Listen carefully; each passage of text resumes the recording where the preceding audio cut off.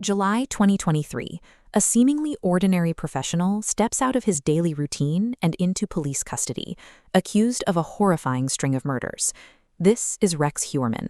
For decades, he worked as an architect, commuting to the city and living quietly in the suburbs. But police were now naming him as the prime suspect in one of America's most terrifying cold cases, the Long Island serial killer. The public was stunned by his unassuming profile. Behind closed doors, investigators had managed to tie this suburban father to a coastal graveyard that had been completely silent for 13 years.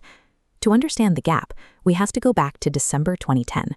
Police officers were combing the brush near Oak Beach, New York, looking for a single missing woman. They didn't find her. Instead, hidden along the desolate stretch of Gilgo Beach, they discovered the remains of 4 completely different women. All 4 victims had worked as escorts, and all 4 had disappeared years earlier. Because their bodies were buried in an active, harsh coastal environment, the sand and salt water had degraded nearly all traditional physical evidence. This initiated a 13-year investigative freeze. Without viable DNA or clear crime scenes, leads dried up. Families demanded answers, the public panicked, and law enforcement faced intense criticism for failing to make an arrest. Detectives faced a seemingly impossible problem, tracking down a meticulous predator when the ocean had already washed away the physical clues.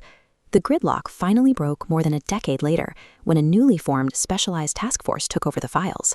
Instead of just searching the beach for physical footprints, this new team started searching digital databases for anomalies. The task force pulled thousands of motor vehicle records, cross-referencing them against a single witness description of a vehicle seen near a victim. As data filters down, it isolates a specific first-generation Chevrolet Avalanche. The registered owner was Rex Heuermann.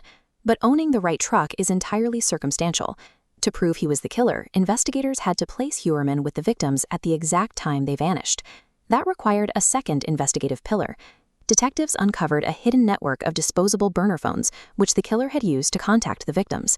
Using historical cell site analysis, the task force pinpointed exact locations where these burner phones pinged the network. By overlaying his daily commute onto these radiuses, the alignment becomes exact. The phones pinged along the precise route between his home and city office. The digital trail grounded the data firmly in his physical reality as an architect working in Midtown Manhattan. Still, prosecutors needed a physical link tying this digital map directly to the bodies buried in the sand. Forensic teams turned to advanced DNA extraction techniques, methods that simply didn't exist in 2010. They successfully pulled a genetic profile from highly degraded material found right alongside the victims, matching it to Heuermann. He had been exceptionally careful in the physical world of 2010. Ultimately, he was trapped by the invisible, permanent web of his digital footprint. When investigators closed the net in July 2023, media and neighbors swarmed his quiet residential street. The arrest proved a terrifying modern reality. A predator can scrub their physical tracks all they want, but their ambient digital history remains. Yet, despite this massive breakthrough, the nightmare surrounding Gilgo Beach is far from resolved. Investigators are still trying to identify other remains found along that same coastline. They are actively investigating if there are additional unknown victims or if multiple killers were using the exact same dumping ground. The current case is essentially an ongoing excavation.